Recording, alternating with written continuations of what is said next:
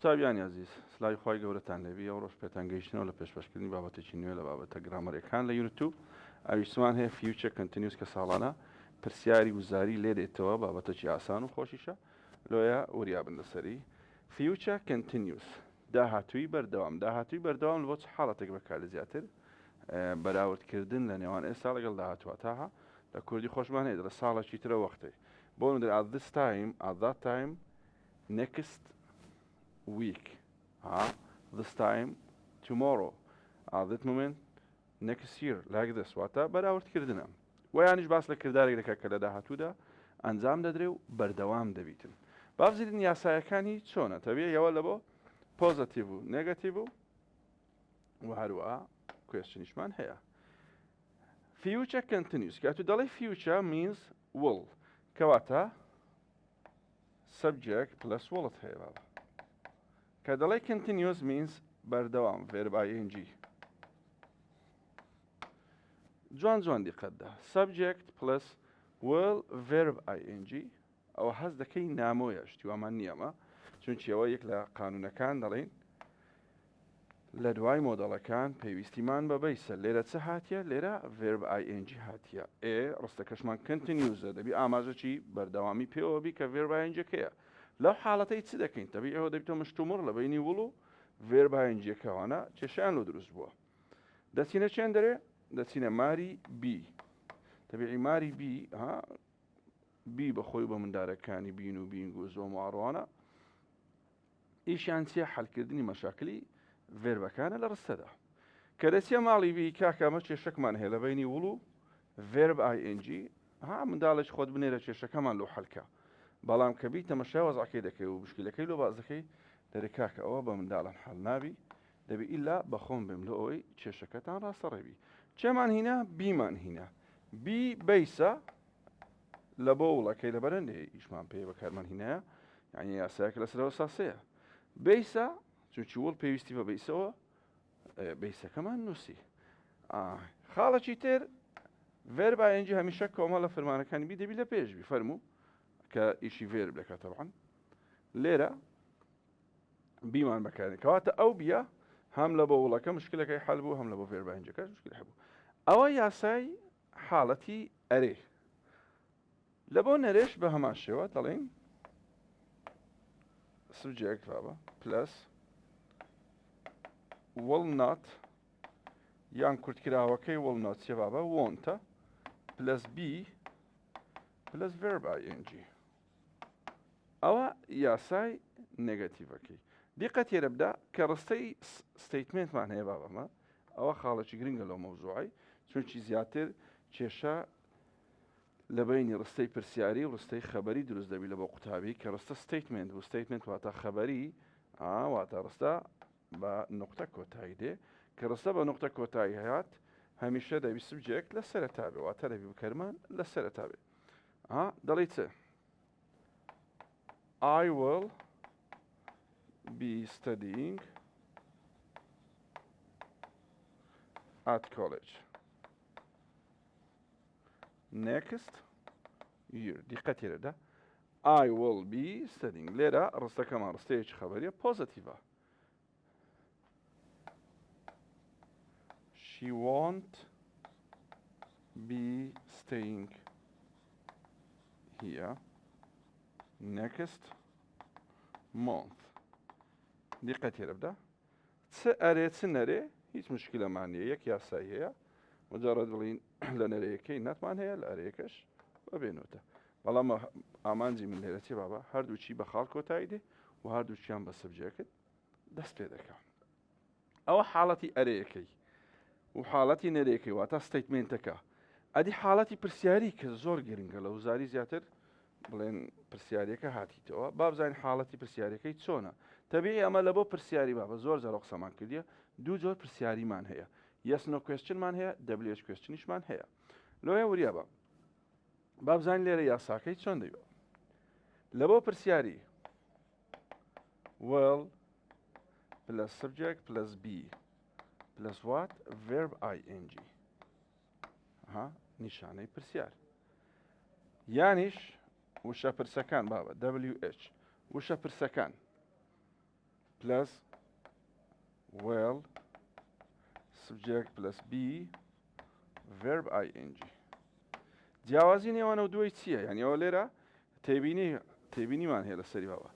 ئاگداری ئێرە بە دەڵێن ئەگەر ڕستەکەمان پرسیاری بوو. چۆن دەزانین پرسیاریە بابە؟ بەهۆی نیشانەی پرسەوە دەزانین ڕستەکەمان پرسیاریە. ئەگەر ڕستەکەمان پرسیاری بوو و لەو حاڵەتێ ئەتوو پێویستە یاساکەت چۆن بی؟ will لە پێش سەبجێکت بی. دیقەتدا WH question بی yes no question بی دیقەت دە جوان will لە پێش سەبجێکت بی. ئەوە وریابە کە نیشانەی پرسیارم هەبوو شکلەکەمان کلێشەکەمان وڵەکە لە پێش سەبجێکت دەبی. ئەو جەوابین جیاوازی بکەین لە نێوان yes no question و WH question. yes no question واتە ئەو جۆرە پرسیارەکەی کە وەڵامەکەی بە yes یان بە no دەبی. کەواتە لێرە ئەگەر بێت و وەڵام هەبی وەڵامەکە دەبیتە چێ؟ yes یان no. yes یان no فەرقی نییە چ بە yes بوو چ بە no بووە و هەمان ئەو یاسایی لۆ بەکاردێنی کە وشە پرسی تێدا نیە. بەڵام لێرە کە WH questionمان هەبوو ئەتوو ئەلێرە چت هەیە بابە ئەلێرە yes noت نییە ئەلێرە ڕستەکت هەیە ئینفەرمەیشنەکت هەیە زانیاریمان هەیە چونچی ناکرێ بە yes و no جواب بدرێتەوە. کەواتە لە بۆ هەڵبژاردن بە ئەمە بین باسی بکەین. لە بۆ هەڵبژاردن با باسی بکەین چونچی زیاتر ئامانجیمە هەڵبژاردنەکەیە. تێبینیمان هەیە دەڵێ چێ؟ دەڵێ ئەگەر ڕستە بە نیشانەی پرسیار کۆتایی هاتبوو.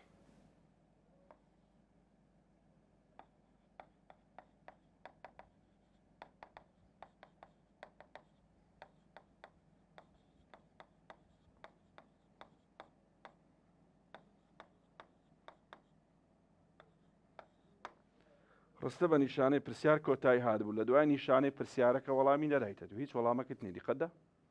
هیچ وەڵامەکی نەدایتم بەڵامە من دەزانم کە ڕستەکەم ڕستەیەکی پرسیاریە. لەو حاڵەتەی بابە کامە زۆر کوێشنی دابوو ڕاستە yes no کوێشنی دابوو هەڕاستە WH کوێشنیشی دابوو هەڕاستە. کەواتە لێرە دەڵێتن چ؟ will you be B why will you be C you will be D A and B. دقتي وبرسياري ده نشانه پرسیارم هەیە بەڵێ مادەم نیشانەی پرسیارمان هەیە subject plus will غەڵەتە چونکە ئەمە گوتمانی لەگە خاڵ هەبی وایە ئەوە سی ڕۆیشت. ئایا لێرە هیچ وەڵامەکی دایتە من؟ هیچ وەڵامێکی نەدایە. مادەم وەڵامی نەدایە بە پێی یاسا yes no کوێشنەکە چ لە کوێشنەکە ڕاستە. will you be working؟ ئەوە ڕاستە هیچ مشکلی نییە. why will you be working؟ ئەوەش ڕاستە هیچ مشکلی نییە. بە پێی یاسا هەردووچی ڕاستە کەواتە وەڵامی ڕاست لەو حاڵەتێ دەدرێت چێ؟ دەدرێی A and B. بەڵام ئەگەر نووسرا بوو yes ڕستەچکە با بنووسم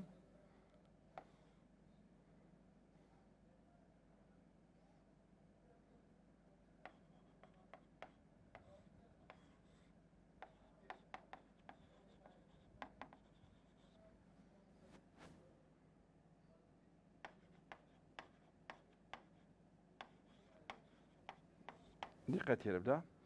studying next year yes I will لێرە وەڵامەکی دایتەمە دەرێ yes I will A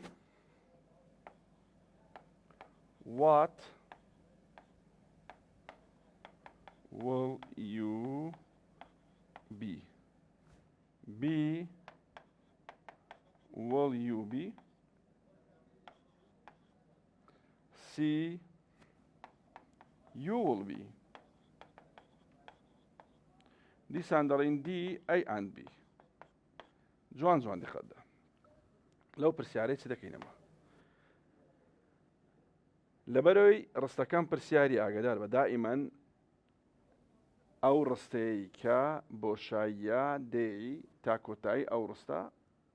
هەبوو ئەو تەواو حەقت لێرە نی ئاگدار بابە لێرە ڕستەکە بە نیشانەی پرسیار کۆتایی هاتیە وەڵامێکیشی دایتەمە ڕستەکان پرسیاریە سی غەڵەتە چونکی لە پرسیاری نابی بکرد لە پێش وڵبی باش بە پێی یاسا ئەگەر دیقەت بدەیت ئەی ڕاستە what will you be studying next year it's okay will you be studying next year ئەوەشیان ڕاستە بەڵام لێرە چی دایتە من yes I will مادەم بە yes جوابی داوە بابە لێرە ئەو ڕستەی وشە پرسی تێدایە غەڵەتە ئەو ڕستەیە هەڵنابژێرم واتە ئەو جۆری پرسیارە هەڵنابژێرم کە وشە پرسی تێدایە کەواتە وەڵامی ڕاست دەبیتە چ لێرە وەڵامی ڕاست دەبیتە B will you be studying ئەویان تەواوە حاڵەتی سێەم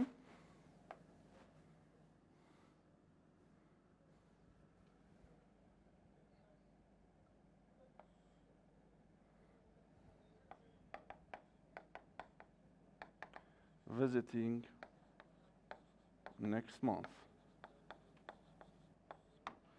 ليرة نسرية لندن لو علامكي نسرية لندن أي will you be B when will you be C where will you be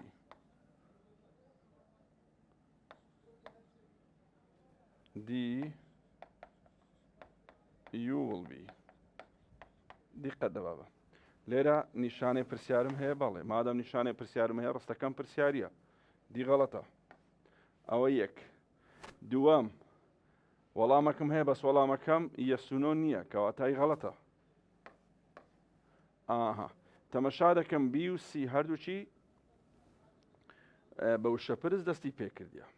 نووسیتی when will you be where will you be بە پێی یاسا هەردووچی ڕاستە بەڵام ئاگدار بە وشە پرسەکە لەسەر ئەساسی ئینفۆرمێشنەکەی ئێرە هەڵدەبژێری لێرە وەڵامەکە دەبی بزانی وەڵامەکە چییە لێرە لەندەن شوێنە مادەم شوێنە کەواتە وێنەکە نابی وێن پرسیارکردن لە بۆ کات لەو حاڵەتێک دەبی هەڵبژێری وشە پرسی وێر هەڵبژێری بەشە پرسەکان چمان هەیە بابە وێن لە بۆ کاتە وێر لە بۆ شوێنە و لە بۆ کەسە وەت لە بۆ شتە وای هۆکارە هاو چۆنیەتیە هاومەچ و هاومەنی لە بۆ بڕە وێچ لە بۆ دیاریکردنی ناوێکە کەسێکە کەواتە ئاگدار بە لێرە مارم گوتی لەندەنە تو نای بەوێن جواب ینی پرسیار بکەیت بە چ پرسیار بکەی بەوێر ئادێگەیرە مەقسەد ئەو نێکسمۆنتە لێرە نەنووسرابە بێ هینا بە ئێرە لێرە لە وەڵامەکەی نێکسمۆن نووسرابە و کاتی وێرەکە غەڵەت دەبوو وێن ڕاست دەبوو زۆر ئاگاتان لەو حاڵەتەی بی لەو زاریش زۆر دێتەوە ئەو جارێ چمان هەیە بابە هەر لەو شەپرسەکان وچمان هەیە دیقەت تێرە بدە which طبيعي which دائما ناوي لدواليت which plus noun which ناوي لدواليت ئاگدار بە کەواتە which noun will subject plus be verb ing ئەو ناونە ئەگەر پرسیارکردن لە ئۆبجێکت بوو یاساکەی will subject بێ سارکە لەو زاری پرسیارە کاتبەوە دەیگۆ چ which dash نیان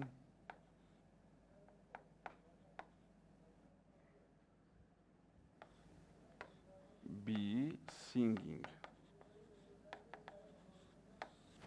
ئەوە لەو زاری هاتبووە A song dash will B song will هذا بيأكل الإنسان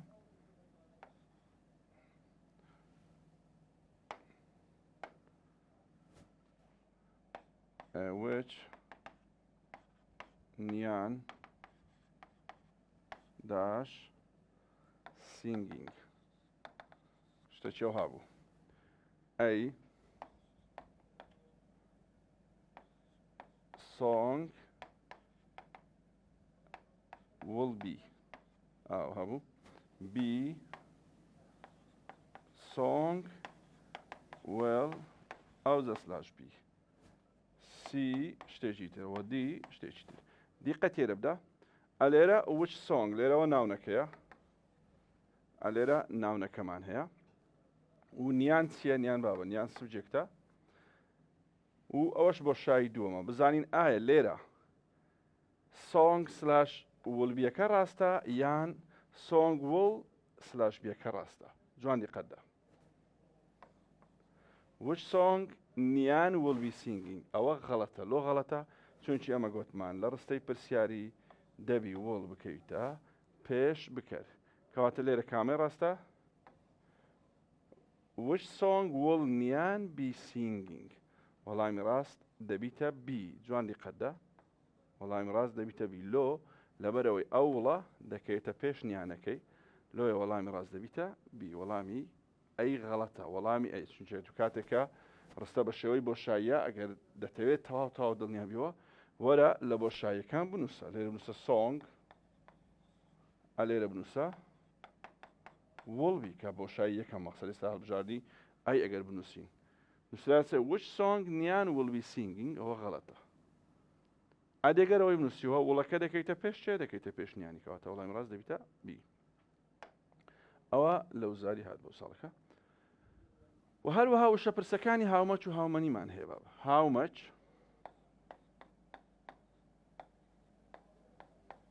و how many تەبیعی how much و how many پرسیارکردنە لە بڕی شتێکە جا how much لە بۆ uncountable و هەروەها how many لە بۆ countable لە دوای how much و how many دایمەن چ دێ noun دێ بابە ئەجا ئایا ئەو ناونە subjectە یان objectە ئەو ناونە subjectە یان objectە دیقە تێرە بدە یاساکانی چۆن دەی بابە how much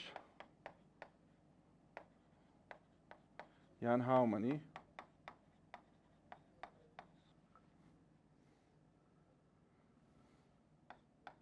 plus noun plus will subject be verb ing جوان دیقەتدا ئەو ناونە object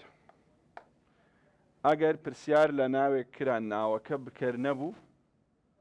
ئەگەر پرسیار لە ناوێک کرا ناوەکە بکەر نەبوو لەو حاڵەتەی کلێشەی ڕستەکەمان کلێشەیەکی ئاسایی پرسیاریە will subject be verb ing بەڵام ئەگەر پرسیار لە ناوێک کرا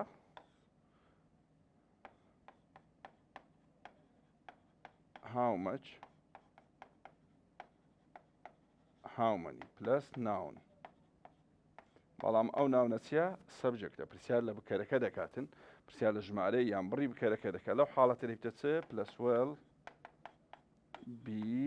verb ing جوان دیقەتدا ئەلێرە ناون بەڵام لە یەکەم پرسیاری لە بەرکار کردیە لۆیە سەبجەکتمان هەیە will سەبجەکتە لە دووەمیان پرسیاری لە خودی بکارەکە کردی لە ژمارەی بکارەکە لۆیە لێرە ڕاستەوخۆ will be verb ing تەماشایە بکە با دوو نمونەی بنووسین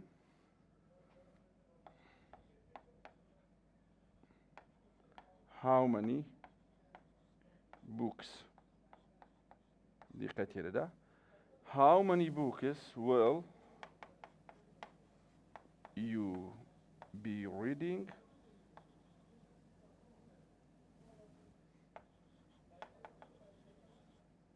next summer جوان دیقەتدا how many books لێرە ئەوەی کە پرسیار لێکرایە ژمارەی ئەو کتێبانەیە کە تۆ دەتەوێت لە هاوینێ بیخوێنیەوە how many books will you be لێرە چێ سبجەکتە you سبجەکتە لۆیە لەو حاڵەتە گەر دیقەت دەی will you be verb ing بەڵام ئەگەر تەمەشایەوەی بکەی بە هەمان شێوە how many students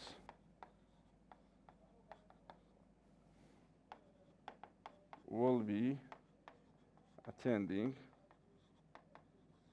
the course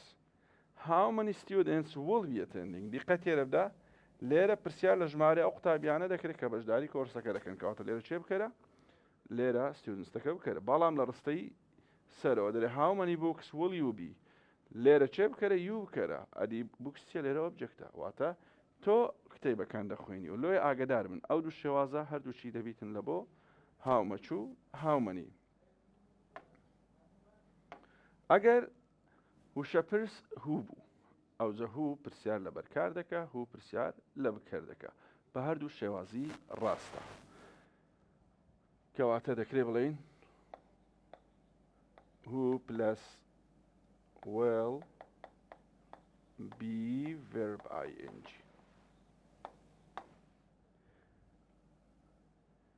تەبیعی لە دوای verb ingەکە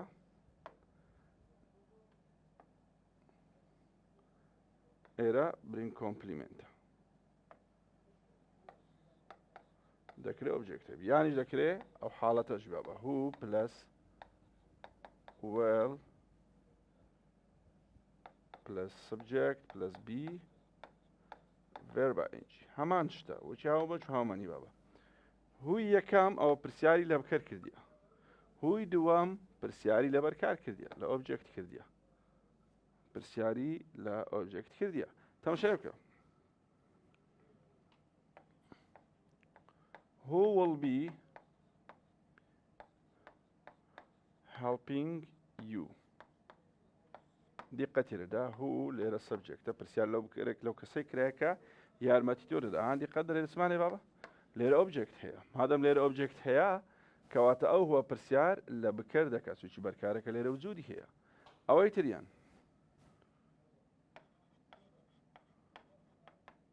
who will you be helping ئەزاری دیقەتدا who will you be helping کەواتە ئەو هوە پرسیار لە چێ دەکات پرسیار لە بەرکار دەکات چونکی لێرە ئەسڵەن بەرکار نییە لێرە یوەکە چییە لێرە یوەکە سەبجێکتە یعنی لۆ ئەو تۆزیحاتە هەیە لێرە لە دوای هوو ڕاستەوخۆ will be verb ing هاتیە بەڵام لێرە بوویتە who will subject be verb ing ئامانجەکە لێرە ئەو جیاوازیە بزانن ئەوە سەبارەت بە بابەتی future continuous با بچینەگە پرسیاری وزاریمان هەبی دوسێ پرسیاری تەماشا بکەین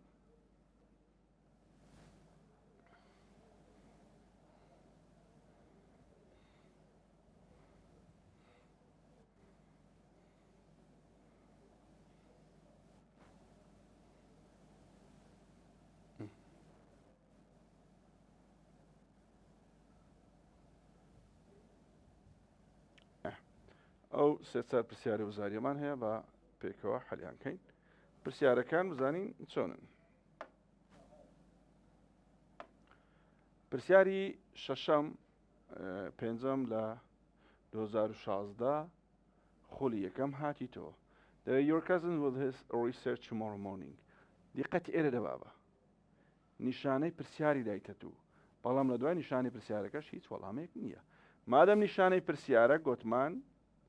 نابی بکەر لە سەرەتا بیت why لێرە will how long دیقەتی ئێرە هیچی بکەی لە سەرەتانی کەواتە با پێدا بڕین ئەی نووسرایە چێ why you will be helping ئەوەیان غەڵەتە بابە لۆ بەوایەکەی گوتمان دیسان بەوایەکەی هەڵمە خەڵەتێ چونچی ڕستەکەمان پرسیاریە مادەم پرسیاریە دەبایە نووسرابایە چێ why will you be helping نووسیتی چێ why you will be helping ئەوەیان غەڵەت سی دیقەتدا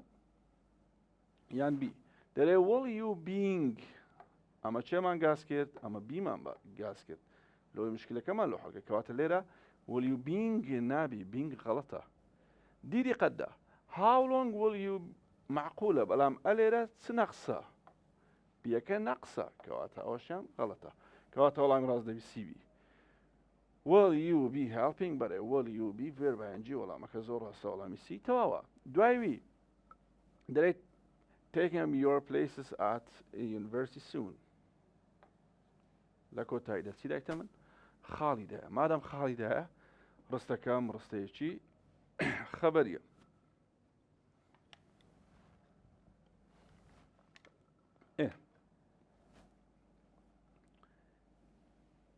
خبرية بەڵێ کەواتە ئەو وایە لێرە غەڵەتە.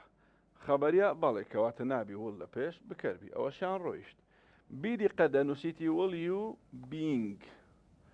ئەمە گوتمان بی نەک being کەواتە وەڵامی ڕاست چێە؟ دیە. پرسیاری دوایوی دەڵێ how many hours like that how much how many کەوی باسمان کرد how many hours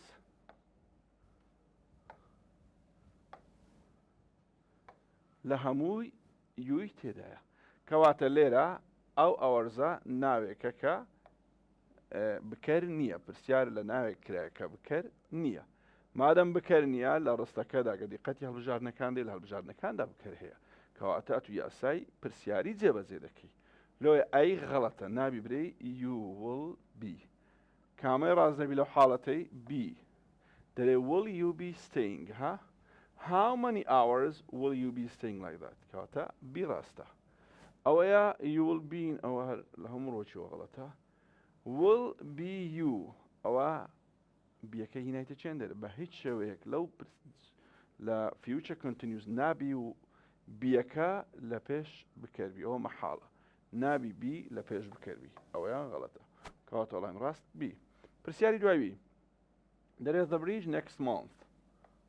دیسان چمان هەیە بابا نیشانەی پرسیارمان هەیە مادەم نیشانەی پرسیارمان هەیە ڕستەکەمان پرسیاریە مادەم پرسیاریە دەبی وڵ لە پێش بکەربێ کەواتە ئەیوC غەڵەتە ئەیوC غەڵەتە با تەمەشای بی و دی بکەین will they be building will they be building ئەوەیان زۆر تەواو هیچ مشکلەی نییە will be they دیسانەیە ئەگەر دیقەتیەوەی بدەی هەستایە چی کردیە بیەکەی لە پێشدەی نووسیەوەتە بی لە پێش بکرد نووسە ئەوەش مەحاڵە پرسیاری دوایوی دەرێ the document no I want جوان دیقەتدە no I want گوتمان ئەگەر لە دوای نیشانەی پرسیار وەڵامێک هەبوو حەسەب وەڵامەکە جواب دەدەینەوە لێرە چی دایکتەمە no کەواتە بابەتەکەمان yes no question واتە نابی وشەی پرسی تێدابی لۆیە یەکسەر دی فڕێ دەدەین ئەوی تریشیان ڕستەکەمانەوە دیارە پرسیاریە لۆیە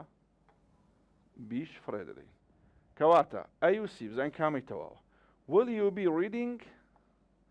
be reading will you be read نابی لە دوای بی بیسی شەبی کەواتە ئەوە غەڵەتە وەڵامی ڕاست دەبیتە چ وەڵامی ڕاست دەبیتە ئەی و پرسیاری دێم دەرێ making هەیە presentations دیقەتێرە بدە نیشانەی پرسیارم هەیە و پرسیارێکی زۆر جوانە سوچی هەردوو بەشی کلیتە بۆ شایی واتە دەبێت و پرسیار و وەڵامەکە لەگەڵ یەکتر بگونجێنی ئەو زە وەڵامی ڕاست دەست نیشان بکەیت با پێدا بڕۆین بەشی یەکەمم پرسیاریە لێرە شی لە سەرەتادا ئەگەر تەماشای چۆیزی بی بکەین کەواتەوە غەڵەتە ئەوەیان غەڵەتە ئەومان فڕێدا با بچینە سەر چۆیزی سی دەرێ when she will be next day تەماشا دەکەی when ها تو یەکسەر فۆکس لەسەر و خاڵی دەبی دەرێ when لەوە کاتە next day شی دای ئەوە تەواوە نەخێر ئاگدار بە هەرچەندە وشەی پرسم هەیە بەڵام غەڵەتی نووسە دەبایە نووسی بای چێ when will she be ئەوە ڕاست دەبوو نەک when she will be ئەوە ڕۆیشت دی دەرێ where will she at room 22 سۆکەی ئەویان معقولە تەماشا دەکەی شوێنە پرسیار لە شوێن کرا بەڵام شتێک نەقسە لێرە ئاگدار بە چ نەقسە کابیەکە بی لێرە هەیە نەخێر لە ناو پرسیارەکە هەیە نەخێر کەواتە غەڵەتە کەواتە بە حکم دەبی وەڵامی ئەی ڕاست بی بزانین وایە will she be making will she be verb ing سۆکەی ئەوە مشکلە ماڵی نییە yes she will وەڵامەکەشی لەگەڵی دەگونجێ پرسیارەکەمان بەبێ وشەی پرسە و بە یەسیش جوابی دایتەوە کەواتە وەڵامی ڕاست دەبیتە ئەی this hotel looks really familiar دەرێ here next year دیقەتدا ڕستەکەمان پرسیاریە لە کۆتایی ڕستەدا ئەو بەشێک کە کرایتە بۆ شایی نیشانەی پرسیار هەیە کەواتە ئەی غەڵەتە چونکی لە پرسیاری دەبی وڵ لە پێش یوبی بی دەرێ want we staying بی تێدا نییە ئەوەشیان غەڵەتە. will we be staying ئەویان گونجاوە. how will we staying لێرە بینیە تا مناقەشەی لەسەر بکەین کەواتە ئەوەشیان غەڵەتە. وەڵامی ڕاست بووە چ؟ وەڵامی ڕاست بووە C. ئەوە بابەتی future continuous بوو. لە بۆ دەرسی داهاتوو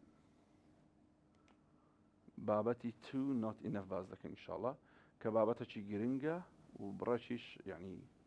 تاڵەبە پێیان وایە وردە بەڵام ئاسانە ئینشاءڵڵا هەر to بە دوو خاڵ و enough بە دوو خاڵ لە بۆتان جیاوازی دەکەین و بە ئاسانی دەگەی وەڵامی ڕاست. هەمیشە مۆفەق و سەرکەوتو سەرفراز بن.